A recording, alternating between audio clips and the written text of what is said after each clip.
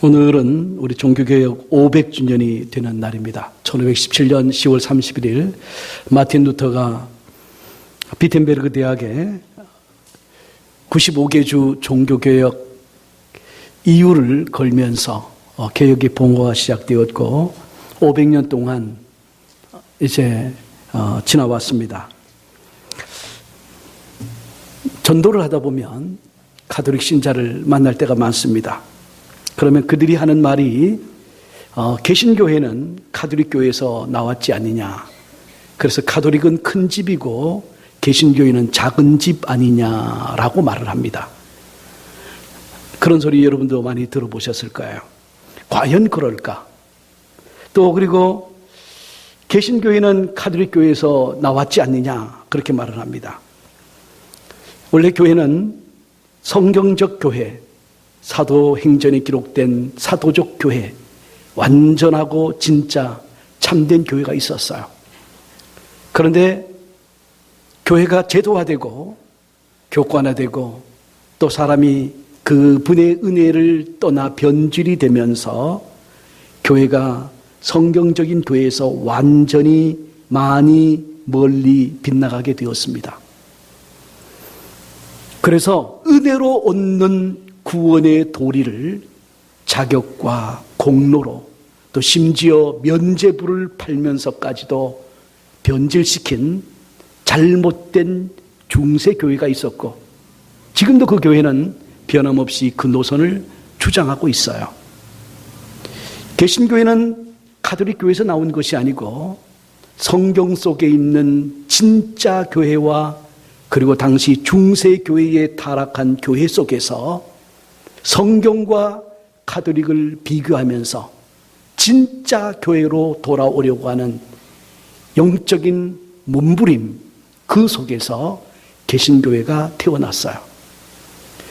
가톨릭은 엑스트라 눌라 살루스, 이 말은 라틴어로 교회밖에는 구원이 없다. 가톨릭 교회밖에는 구원이 없다. 지금도 그 주장을 계속해요. 우리는 성경에서 가톨릭 교회가 개신교회가 구원을 주는 것이 아니라 예수만이 우리에게 구원을 주시는 분임을 선포하고 고백합니다. 여러분도 그렇게 믿습니까? 교회가 구원을 줍니까? 아니죠. 예수만이. 우리 죄인된 우리를 구속해 주신 십자가의 보혈로 우리를 전적으로 사랑해 주신 하나님만이 저와 여러분을 구속하여 주시고 하나님 자녀 삼아 주시고 성령 주셔서 주님의 몸된 교회를 세워주신 줄 믿습니다. 그래서 우리는 개신교회는 성경 속의 교회로 날마다 돌아가려고 몸부림쳐야 해요. 교회가 조금만 하나님의 은혜에서 멀어지면, 그분의 성경에서 멀어지면, 그리고 예수를 바라보지 않으면 변질되고 타락하고 그렇습니다. 그래서 우리는 날마다 교회는 갱신되어야 하는데 그 교회가 바로 저와 여러분이에요. 오늘 저와 여러분이 다시 주님에게로, 여호와에게로 돌아가야 돼요. 여호와에게로 돌아간다는 것이 뭐냐? 그래서 종교개혁은 세 가지 중요한 깃발을 들었어요. 우리 한번 따라해 볼까요? 오직 성경으로. 우리는 오직 성경으로 삽니다. 그 다음에 오직 은혜로. 오직 은혜로 살아요.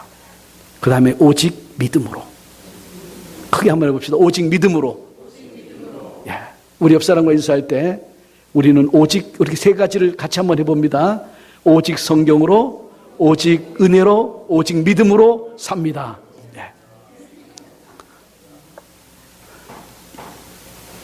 여러분, 오늘 우리 한번 세 가지 주제 중에서 우리 간단하게 왜 우리가 오직 성경으로 살아야 되는지 우리 잠깐 말씀을 드리려고 해요.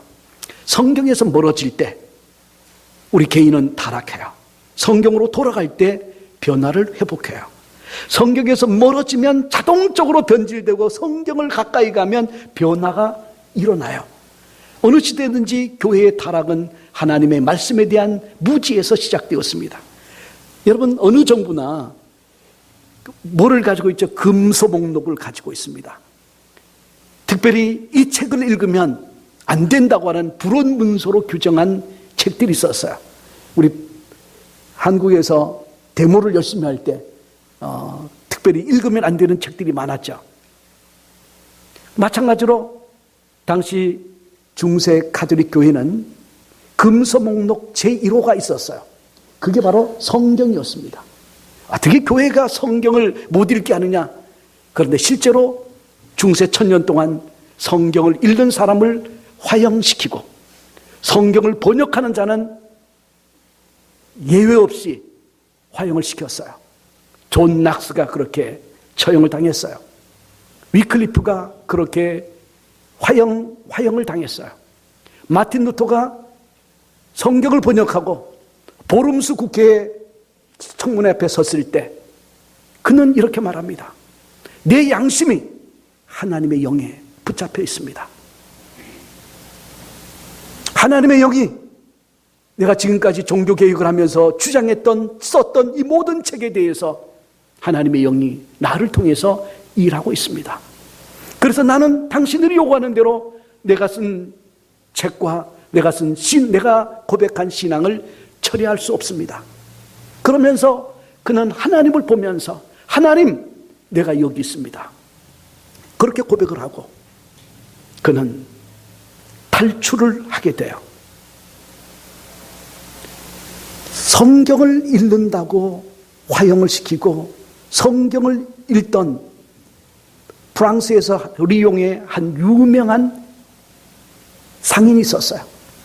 그 사람은 그 부 때문에 타락했던 삶을 살았는데 한 거지 전도자가 지나가다가 복음서 한 두루마리를 줍니다.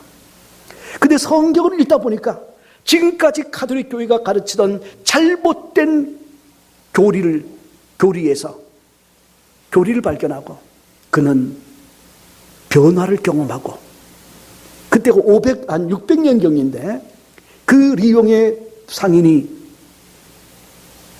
자기를 변화시킨 그 복음의 말씀을 듣고 성경의 필사자들을 고용해서 성경을 필사하기 시작합니다. 당시는 성경이 우리처럼 종이가 아니라 양피지에 해야 되기 때문에 성경을 기록하려면 양을 수백 마리를 잡아야만 되는 엄청난 돈이 들어가는 작업이었어요.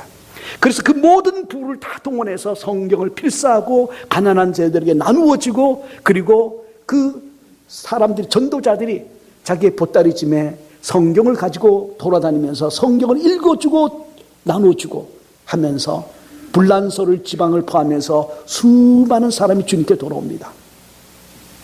드디어 가톨릭 교회에서는 교황을 통해서 이단자로 규정을 하고 그리고 그들은 피해서 종교개혁 일어나기 직전까지는 알프스 산맥의 깊은 산속에 들어가 살다가 종교개혁을 맞이하게 됩니다.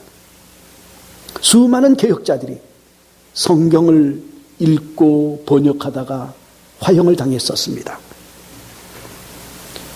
루터는 대학 도서관에서 오랫동안 잠자던 성경을 발견해요.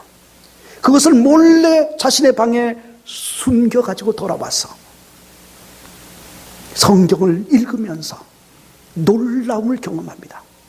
지금까지 믿고 배웠던 가르침이 얼마나 거짓인가를, 가톨릭 교회가 자신의 아성을 높이고 그리고 잘못된 관행을 세워서 사람을 구원이 아니라 잘못된 길로 인도하고 있다는 사실을 발견하게 되면서 그는 성경과 가톨릭의 가르침을 비교하면서 타락한 종교를 개혁해야 될 95가지 명제를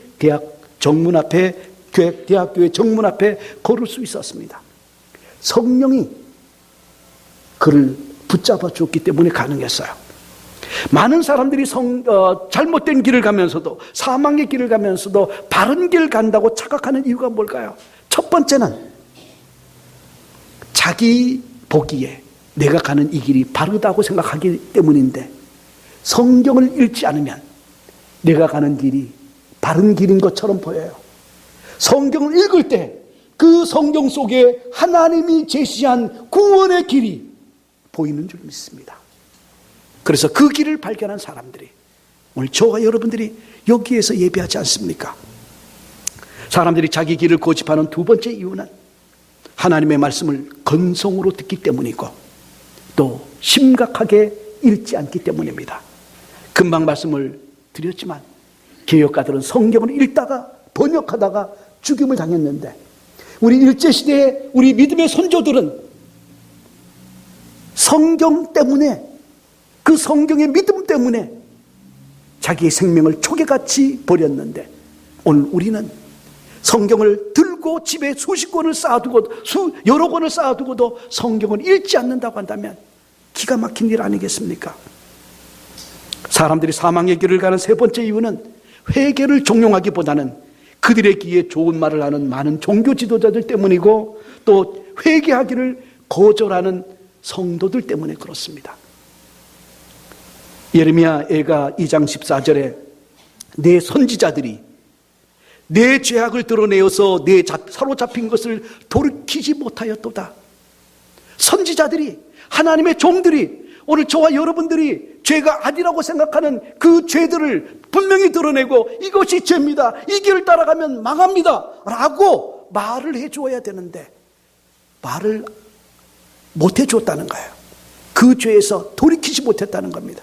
왜 그럴까요? 회개하기를 거절하는 성도들의 거절이 너무 강했기 때문에 그렇습니다. 누구든지 성경을 읽다가 성령의 조명을 받으면, 그래서 오늘 히브리서 4장 12절에 하나님의 말씀은 살아있고 활력이 있어 좌우에 날선 양날검과 같은데 그것으로 혼과 관절과 골수와 영을 찔러 쪼개기까지 하며, 그래서 그 하나님의 말씀은 우리의 결산을 받으실 하나님 앞에서 완전히 벌거벗겨 완전히 모든 것을 드러내신다라고 말씀하고 있습니다.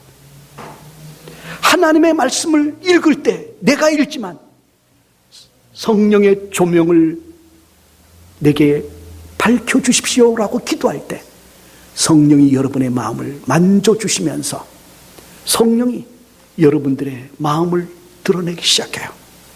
추한 마음, 더러운 마음, 이기적이고 세상적인 마음, 음란하고 악한 마음을 다 드러내는데 보통 불편한 게 아니에요.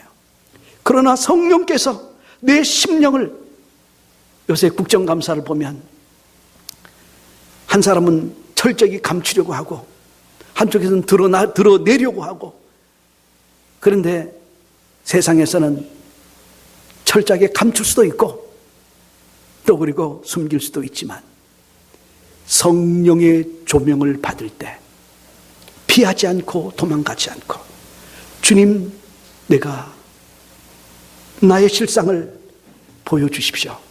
내가 죄인입니다.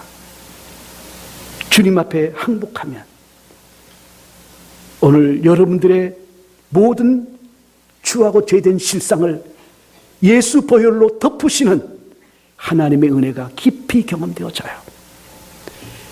죄를 드러내는 과정이 없는 용서는 있을 수가 없어요.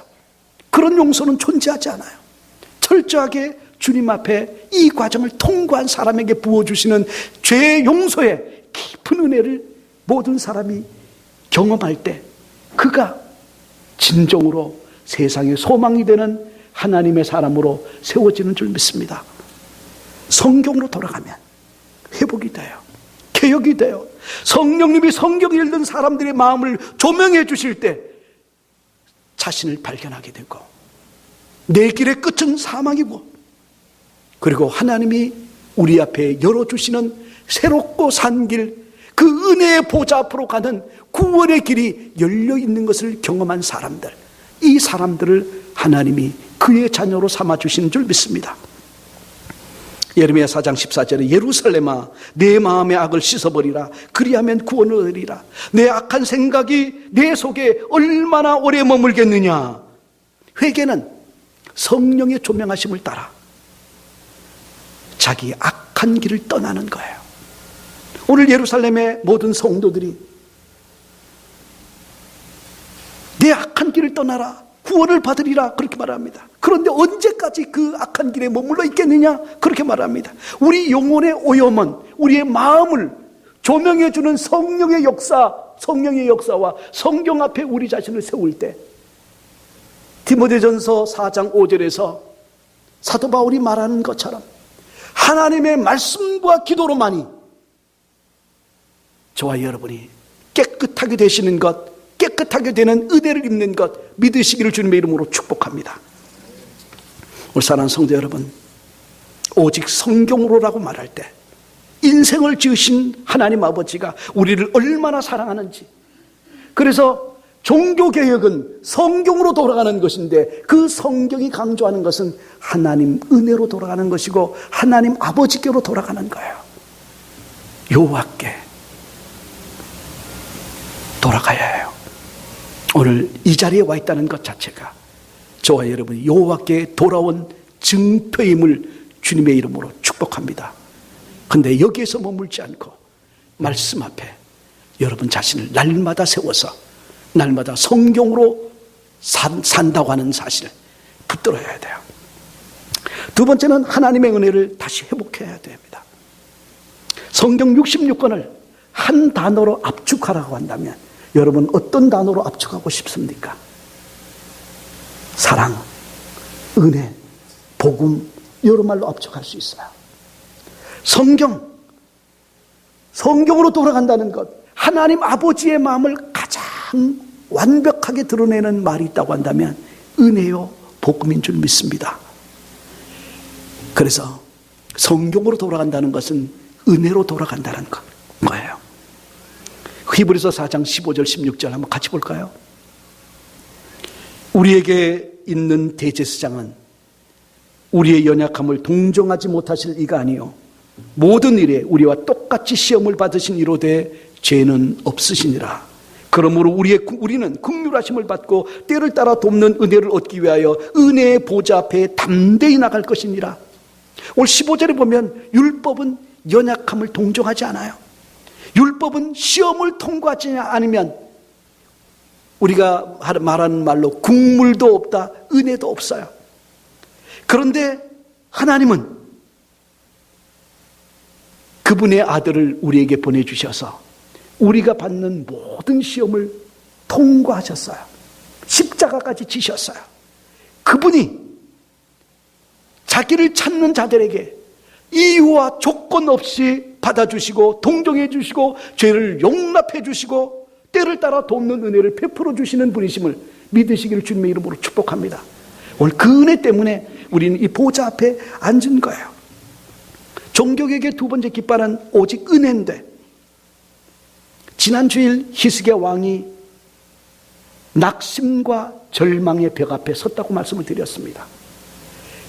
18만 5천 명의 대군이 예루살렘을 포위하고 이제 함락될 직전, 정말 하나님의 말씀을 붙들고 종교개혁을 했지만은 상황이 너무 힘들고 어려워서 믿음이 떨어졌어요. 그 순간에 히스기야 왕은 믿음이 연약해지니까 환경과 상황이 그를 압박하면서 죽을 병에 걸려요. 이사야 선지자가 찾아와서 너는 곧 죽을 터이니 내 집에 유언을 하라. 그 말씀을 듣는 순간 얼마나 절망이었겠습니까? 그런데 주님께서 정말 죽으라고 한 말은 아니잖아요. 그 말씀 가운데는 너가 죽든지 아니면 하나님의 은혜를 구하든지 양자택일하라고 하는 하나님의 결단의 촉구기도 했어요.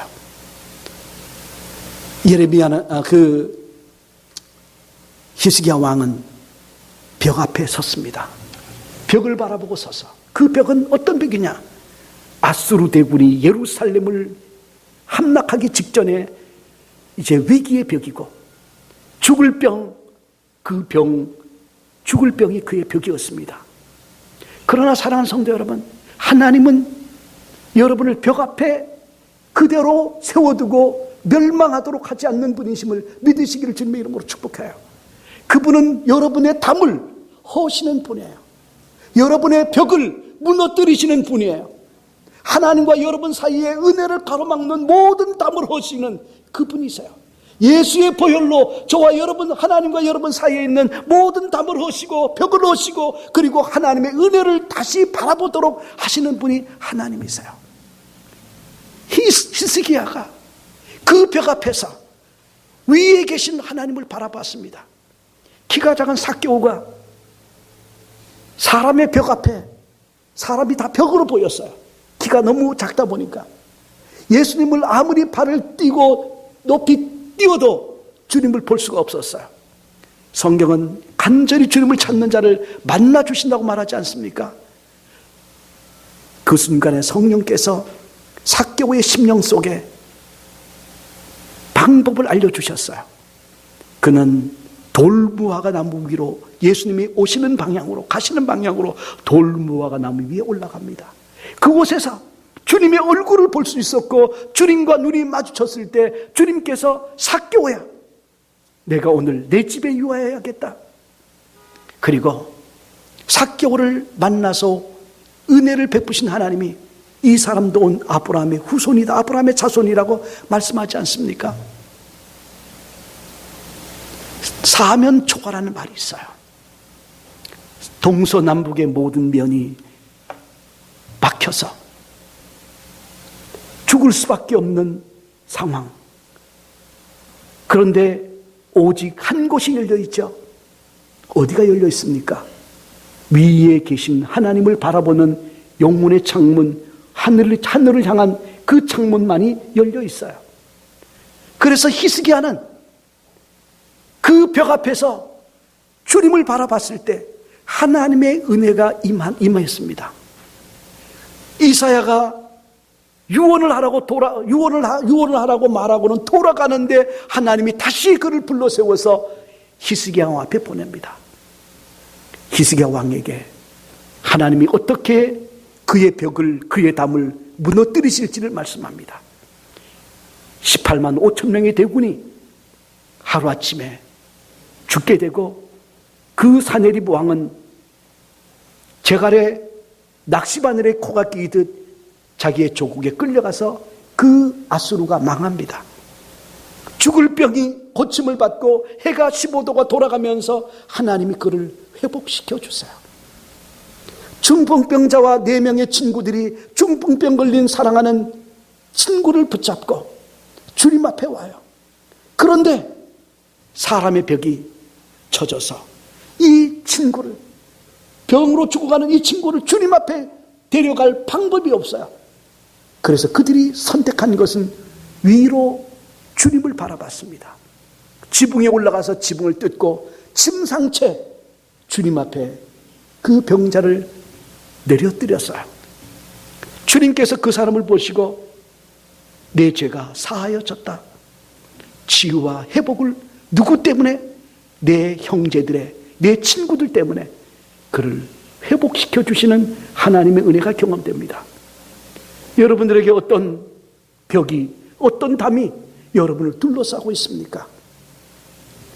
은혜를 바라보십시오. 여러분이 자녀들에게 무엇을 유산으로 남겨주겠습니까? 여러분이 하나님을 만난 그 은혜, 하나님이 여러분을 어떻게 구원해 주셨는가, 여러분의 삶을 변화시킨 그 하나님의 은혜를 유산으로 자녀들에게, 내가 이렇게 하나님을 만났어, 내가 벽을 만나서 죽을 수밖에 없었는데 하나님이 나를 은혜로 회복시켜 주셔서 내가 오늘 여기에 있고 너희들의 아버지가 되고 어머니가 될 수 있었단다. 유산을, 하나님을 만난 여러분의 은혜의 영성을 자녀들에게 남겨주세요. 교회 다니라 해서 자녀들이 교회 다니는 게 아니에요. 내가 만난 하나님, 나를 만나주신 그분의 은혜, 그 은혜가 여러분의 자녀를 변화시켜 주실 거예요. 마틴 루터가 자기가 만난 하나님, 그 하나님의 만남을 했을 때 종교가 개혁되고 그 유산이 오늘 저와 여러분에게까지 흘러오지 않았습니까? 하나님의 은혜가 회복되기를 주님의 이름으로 축복합니다. 하나님의 은혜 속에 들어가면 삶이 회복되어지고, 하나님에게서 멀어지면 변질되는 것. 히스기야가 한때 모든 사람들 앞에 하나님이 행하신 위대한 일을 간증할 때는 그 나라가 부강하게 되었고 축복을 받았어요. 그런데 부유해지니까 문제는 뭐냐면 하나님을 자랑하던 것을 멈춰요. 바벨론 사신들이 왔을 때 하나님을 간증해야 될 가장 최고의 자리에서 자기의 무기고를 열어주고 궁중의 보물을 보여주면서 자기 자랑을 열심히 했습니다. 하나님의 15년 덤으로 준 그 인생, 그는 하나님의 은혜를 영원히 찬송하리라고 말을 했지만, 그러나 인생은 연약하다 보니까 하나님의 받은 은혜까지도 자랑하는 교만한 것이 우리 인생 속에 있어요. 그래서 우리는 날마다 은혜를 새롭게 발견해야 돼요. 날마다 하나님의 은혜를 날마다 부르짖어야 돼요. 십자가를 볼 때마다 식어지는 내 감정을, 오늘 내 심령을 회개하면서 십자가에서 보여주신 하나님의 사랑이 내게 최고로 다시 경험되어지도록 부르짖어야 돼요. 하나님의 은혜를 자녀에게 영성으로, 은혜 영성을 넘겨주면 여러분의 자녀는 여러분보다 훌륭한 믿음의 자녀로 반드시 세워질 거예요. 우리는 은혜로 삽니다. 종교개혁의 세 번째는 우리는 믿음으로 산다는 거예요. 오늘 히브리서 4장 13절에 14절에 뭐라고 합니까? 우리에게 큰 대제사장이 계시니 승천하시니 곧 하나님의 아들 예수시라. 우리가 믿는 도리를 굳게 잡을지어다. 예수를 굳게 잡으라는 거예요. 히브리서 12장 2절에 믿음의 주요 온전케 하시는 이 예수를 붙잡으라고 말을 합니다. 예수님을 붙잡을 때 주님이 여러분의 연약한 믿음을 온전하게 세워주시는 것이 경험되어져요. 한 여인이 주재원으로 파견된 남편을 따라서 미국에 왔어요. 미국에 와서 공부도 하고 일도 해보았는데 영적인 목마름은 여전했어요. 이 신앙적인 이 문제를 열심히 신앙적으로 풀어보려고 주일 예배 부흥회 쫓아다니면서 은혜 받으려고 노력했고, 또 봉사도 빠짐없이 교회에서 봉사했지만 변화되지 않는 자신에 대한 실망과 영적 갈망이 더 깊어져 갔어요. 그러다가 37번째 생일이 지날 무렵 에베소서 5장 16절에 세월을 아끼라 때가 악하니라 라고 하는 하나님의 말씀을 들었습니다. 전에는, 이 말씀을 듣기 전에는 분초를 다투며 좋은 아내, 좋은 엄마가 되기 위해서, 좋은 신앙인이 되기 위해서 정말 열심히 노력했습니다. 그런데 자신이 인생을 헛살았음을 알았다는 거예요. 분초를 아끼며 살아왔지만 하나님의 뜻을 알지 못하고 내 생각대로, 내 방식대로 살아온 자신을 발견한 거예요. 그리고 새해를 맞이하면서 그동안 읽지 않았던, 한 번도 통독해보지 못했던 그 성경의 말씀을 이제 읽기 시작합니다. 새벽기도에 참석했다가 생명의 삶을 접하게 돼요. 주님께 묵상하고 주님께 기도하고 찬양하면서 하나님이 말씀을 통해서 공급해 주시는 힘을 받기 시작해요. 그런데 그가 분명히 알았던 것은 자신이 말씀을 읽고 묵상하지만 그 주체가 주님이시라고 하는 것이 경험되어지고 믿어졌어요. 대표적으로 변한 것은, 전에는 그래도 내가 남편보다는 신앙이 좋다고 생각해서 이 남편을 바꾸려고 날마다 잔소리를 하고, 그것도 신앙이라고 믿느냐고 타박을 했는데, 그런데 주 안에서 바뀐 것이 신앙을 깊지 않은 남편을 변화시키려고 했던 자신의 고집을 내려놓으면서 자신의 영적 교만을 깨닫고 회개하기 시작합니다. 그리고 순종함으로 남편을 섬기자 남편이 변화된 아내를 인해서 놀라고 달라지고, 남편도 생명의 삶을 붙들고 하나님의 말씀을 붙들고 깊이 묵상하는 중에 주재원 자리를 내려놓고 신학을 가고 목사가 되어서 이제 섬기기 시작했다는 거예요. 성경을 통해 믿음으로 주님을 붙들고 교제하는 중에 정말 하나님에 대한 깊은 오해가 있어서 하나님께 가까이 가지 못했던 벽 하나가 무너져 내렸는데, 그게 뭐였냐면은 예전에 어릴 때 엄마가 돌아가신 거였어요. 그리고 사랑하는 남동생이 먼저 하나님 나라에 간 것 때문에, 하나님 나를 사랑한다고 하면서 어떻게 내게 이렇게 힘들고 어려운 상황을 허락하실 수 있습니까? 그게 사랑이 맞습니까? 그렇게 항변하고 하나님을 적당히 거리를 두고 믿어오고, 그 하나님의 말씀이 믿어지지 않았는데 하나님의 말씀을 묵상하다가 마가복음 1장 41절에서 예수님이 나병 환자를 만나 주시는 사건을 묵상하다가 은혜를 받았어요. 나병 환자, 아무도 가까이 가기를 원하지 않는 그 사람, 근데 그 주님이 그를 만져주시면서, 만져주셨을 때 자기가 영적 나병 환자였다고, 저주받은 인생이라고 탓하면서 살았는데, 그 말씀을 묵상하다가 나병 환자가 주님이 만져주실 때 하나님의 사랑을 얼마나 깊이 느꼈을까. 근데 그 하나님의 주님의 손길이 자기를 만져주심을 경험하면서 지금까지 하나님께 대한 오해가 눈 녹듯이 녹아내렸다는 거예요. 저주받은 인생이라고 여기며 살아왔는데 말씀 속에서 주님을 만져주심을 경험하면서 머리로만 믿던 십자가의 사랑이 가슴 깊이 경험되어지고 자신의 죄를 용납해 주시고 용서해 주시는 하나님의 은혜가 그녀를 새롭게 바꿨다는 거예요. 저주라고 여겼던 환경이 주님의 특별한 뜻이 있음을 알게 되었고, 주님의 확신이, 주님의 사랑이 확신되면서 그녀의 마음속 상처가 회복되기 시작하면서, 전에는 저주라고 여겼던 그 상황이 하나님을 깊이 만나게 해준 축복의 사건이라고 새롭게 여겨졌다는 거예요. 여러분, 시냇가에 나무가 심겼다고 다 열매 맺는 것은 아니죠.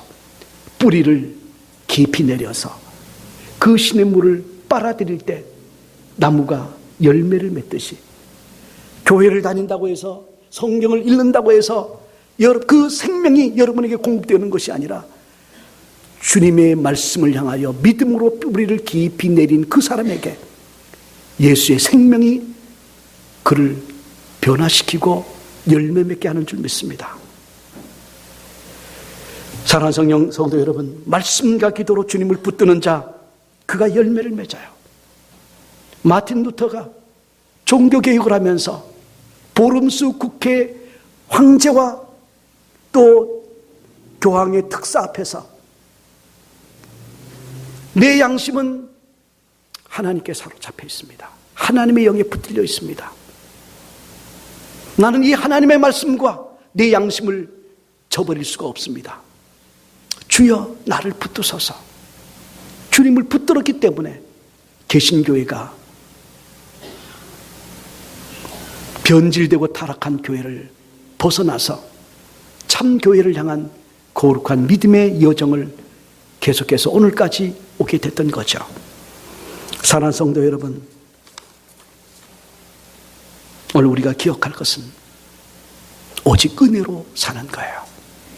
오직 성경으로 살고 오직 믿음으로 삽니다. 이 믿음에서, 이 은혜에서, 이 성경에서 멀어지면 끊임없이 변질되는 것이 저와 여러분입니다. 그래서 여호와께 돌아가는 것, 그것은 말씀으로 돌아가는 것이고, 여호와께 돌아가는 것은 성경 전체의 핵심인 은혜 속에 사는 것이고, 그 은혜를 은혜되게 하는 예수를 믿음으로 붙잡는 것이 진짜 개혁인 줄 믿습니다. 다른 사람을, 남편이나 아내를 바꾸려고 하지 말고 성령 안에서 주님 나를 바꿔주십시오. 여기에서 진짜 성도, 진짜 교회가 바뀌기 시작해요. 여러분의 가정이라는 교회가 바뀌게 되고, 여러분의 직장이라는 교회가 바뀌게 되고, 그리고 교회가 바뀌고, 그래서 교회는, 성도는 세상의 소망이 되고 축복이 될 수 있는 줄 믿습니다. 이 은혜로, 이 말씀으로, 이 믿음으로 살아서 주님께 영광을 돌리는 성도 또 저가 되기를 주님의 이름으로 축복합니다. 우리 잠깐 통성으로 기도할 때 하나님, 이 은혜 속에, 이 믿음 속에, 이 말씀 속에 굳게 서게 하여 주시옵소서. 우리 잠깐 통성으로 같이 기도합니다. 살아계시고 자비하신 아버지, 오늘 아버지 하나님 종교교육 500주년을 맞이하면서 다시 한번 아버지 하나님, 우리가 왜 믿음 가운데 서야 되는지, 왜 은혜 가운데 들어가야 하는지, 왜 성경을 붙들어야 하는지 하나님 알게 되었으니 감사합니다. 성경에서 멀어지고 은혜에서 멀어지고 믿음에서 떨어지면 타락하고 변질될 수밖에 없는 연약한 인생임을 고백합니다. 하나님 아버지 하나님, 우리 교회가 아버지 하나님 날마다 주님 앞에 개혁되기를 원합니다. 우리의 심령이 날마다 아버지 변화되기를 소원합니다. 그래서 여호와께 돌아가기를 원합니다. 은혜로 돌아가고 말씀으로 돌아가고 성경으로 돌아가서 믿음으로 돌아가서 서게 하여 주시옵소서. 오늘 성도 한 사람 한 사람의 삶 속에 하나님 살아계시고 역사하시는 주님 성령으로 임재하여 주셔서 저희를 터치하시고 만져주셔서 하나님, 이 은혜의 영성을 자녀들에게 물려주게 하여 주옵시고 이 은혜의 영성을 사람들에게 나누게 하여 주시옵소서. 그래서 함께 변화를 경험하면서 하나님 아버지, 우리에게 구원을 주시고 생명을 주시고 변화를 주시고 축복을 주시는 주님을 깊이 붙들고 승리하는 저와 성도 되게 하여 주시옵소서. 예수님의 이름으로 감사하며 간절히 기도하옵나이다. 아멘.